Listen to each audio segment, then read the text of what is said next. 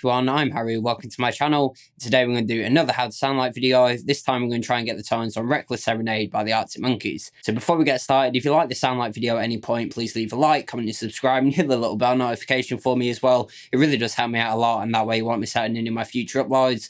There's going to be affiliate links down in the description to every piece of gear I used in this video and to record my videos. These do help support the channel out further, so I'd really appreciate if you go and check them out. So I should say I didn't manage to find a full multi-track for this, so I actually had to record the bass in as well as the drums, so it won't sound exactly like the original, but it'll be close enough for the guitar parts anyway. So I've not done many sound lights from Arctic Monkeys' album Suck It and See, and I thought this would be a really good one to do, mainly because I recently got sent the Dark World dual channel reverb by Bliss Audio, and there's a lot of reverb going on this album, and I really think this pedal nails some of those parts. There's a bunch of different classic reverbs in there, as well as some more experimental stuff. If you'd like to see my full demo of the Bliss Dark World reverb, there'll be a link up in the cards, in the description, and pinned in the comments. So let's look at some of the main pieces of gear I used first. So the amp I was using was my Hamstead Artist 60 Plus RT, which is definitely one of my favourite clean pedal platform amps.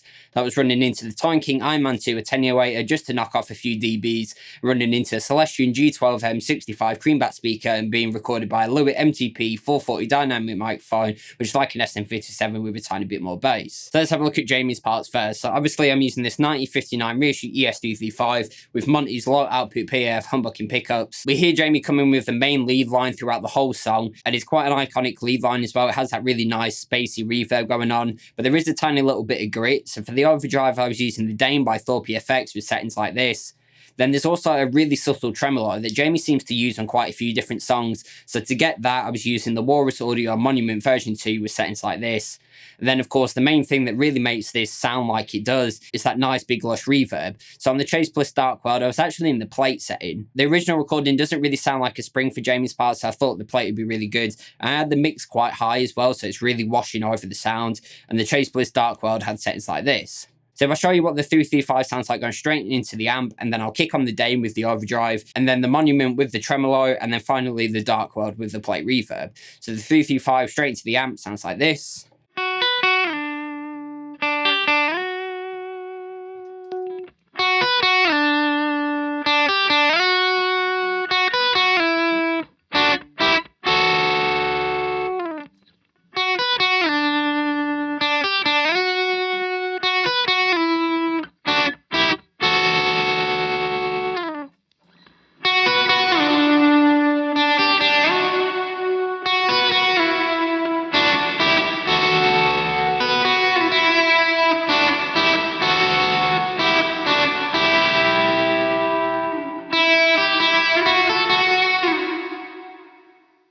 So there you go, you can see what each effect is doing to the main tone for Jamie's part. So if I isolate his track from the intro song, and you'll see the settings of the Dark World on screen, and just bearing in mind we had drive coming from the Dane with settings like this, and then the subtle tremolo coming from the Monument version 2 with settings like this.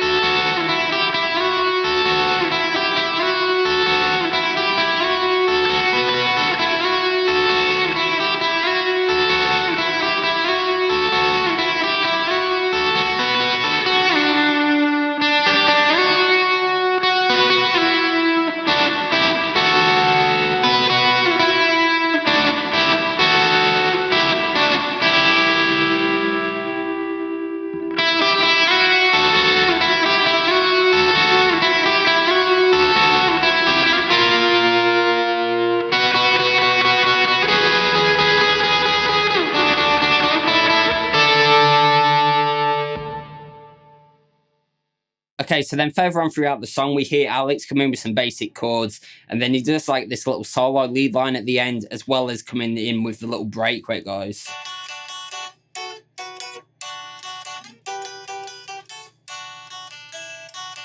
So we'll look at the main chords and that little break bit first. So I was using my Fender American Vintage 1965 Reissue Jazzmaster. Now I've seen Alex play it live with his Les Paul, but I've also seen him play it with the Jazzmaster, and on the original recording, to me, it does sound more like a Jazzmaster. So for the little clean chords and that little break thing, I was using the Dane again, but I was actually using the boost side, not the drive side, just to give the clean tone a little bit of enhancement. And then that was running into the Walrus Audio Monument version 2 trem, again with a subtle tremolo, and then running into the Dark World reverb again. But this time I actually had a spring reverb with the mix dialed back a little bit, and that had settings like this. So if I show you what the Jazzmaster sounds like going straight into the amp, and then I'll kick on the Dane with the little boost enhancer thing, then the Walrus Audio Monument, and then finally the Dark World by Chase Bliss for the spring reverb.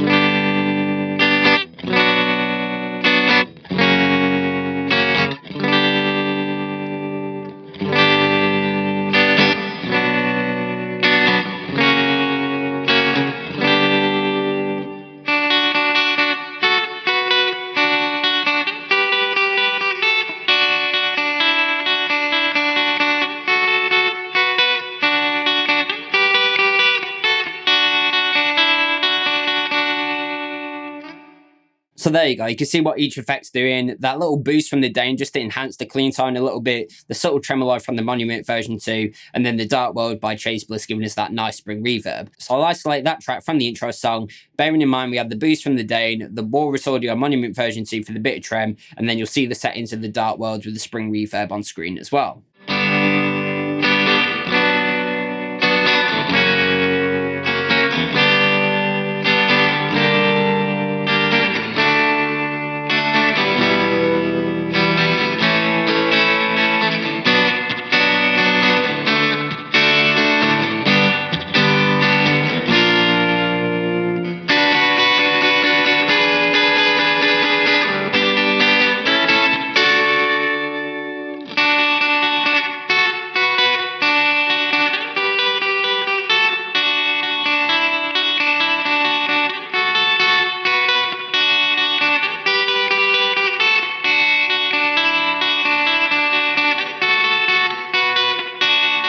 So then there's one other overdub that comes in where it's a little lead line. Again, I think it's played on Elixir Jazzmaster where it goes.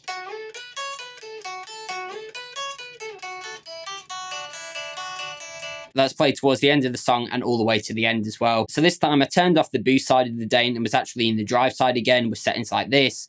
That was also running into the Monument version 2, again with that sort of tremolo with settings like this, and then again into the Dark World by Chase Bliss for that same spring reverb tone with settings like this. So I'll isolate that part from the intro song now. You'll see the settings of the Chase Bliss on screen with the spring reverb, and bearing in mind we just had the drive coming from the Thorpy FX Dane, and then the subtle tremolo from the Monument version 2.